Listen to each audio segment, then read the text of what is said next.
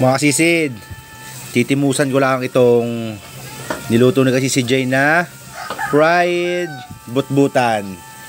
Yan mga kasisid, ito yung ulo niya, hindi pa naluluto. Ganito yan mga kasisid. Ayan. Ano to?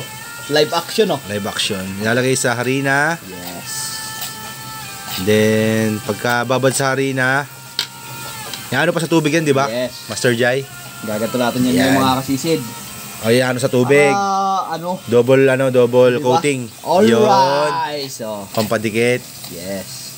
Then after that, Ayun na siya. ayun, mag-proceed niya. Oh? Next procedure. Tignan nyo naman mga kasisid. Kala mo, ano yung paa ng manok, oh. Parang Ay, paa ng manok ah. oh. Ay, mga laman na iyan mga kasisid. Oh. Tay? Ngayon ito na ang Atay. finished product niya.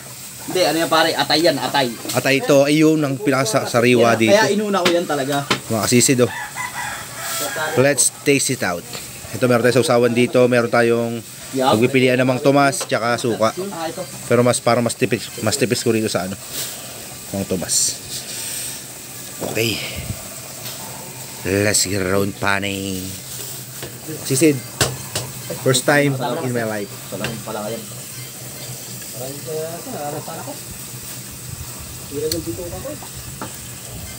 Masela ni. Hindi masarap.